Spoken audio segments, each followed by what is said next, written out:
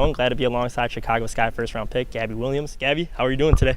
I'm doing great. Good. You know, media day's been fun. Yeah, well, thank you for taking the time out. And just first and foremost, I know the preseason's, just wrapping up and the regular season's vastly approaching. How excited are you to just make your regular season pro debut and get back on the floor with your teammates?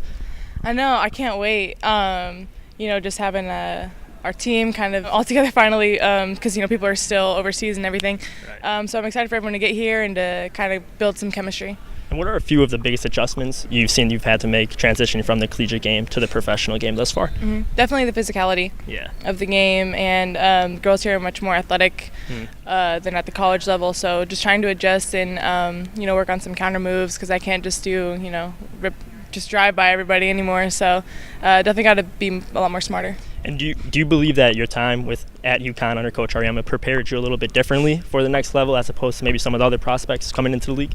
Yeah, I think so. I think UConn players always, there's a lot of UConn players who have a lot of success in the league, and I think that's a lot of what Coach Ariema has done and has taught us at that program. So I'm just trying to carry those things that he's instilled in me into the league. And one of the 6 players at UConn to score 1,000 points and corral 1,000 rebounds, and you didn't lose very often. I think you're like 148-3 at University of Connecticut. What was that like?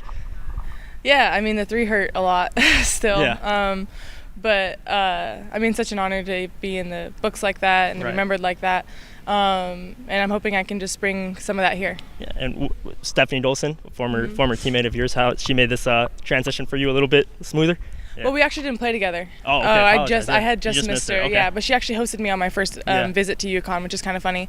So definitely feel like she's helped me a lot, and I've been trying to pick her brain and everything. A lot of the vets, not just her, and she's definitely been helping me a lot with everything. Yeah, the UConn connection, nonetheless, and just in general, I mean, change can be a little bit intimidating at times. So your season ended right at the end of March, and then 2 weeks later, you're drafted into the WNBA. How did you handle and embrace change? Yeah. I totally embraced it because I didn't really want to dwell on how last year ended, this year, whatever. So it was kind of good that I had something to look forward to rather than look back on. Yeah. What would you say has been the biggest life lesson you've learned, through your processes all the way up to this point in your rookie season? Yeah. I would say just learning how to trust myself in general and just be confident in myself and just know that wherever I'm at, I'm there for a reason. And what would be your biggest piece of advice to the young ladies out there who have aspirations of becoming a professional athlete one day or the next Gabby Williams? Yeah, just that it's not easy, but it's not supposed to be. Yeah. And if it is easy, this is kind of what we repeat at UConn is if it's easy, then you're doing it wrong.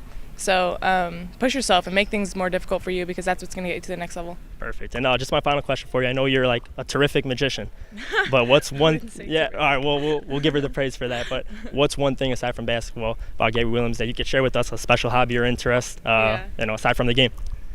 I like to draw. Okay. I love cartoons and like anime and stuff like that. So I'm always watching or drawing. Do you have a go-to cartoon at this moment, or does it just change over the years as it changes? It changes all the time. It goes from like Adventure Time to Sailor Moon to Naruto.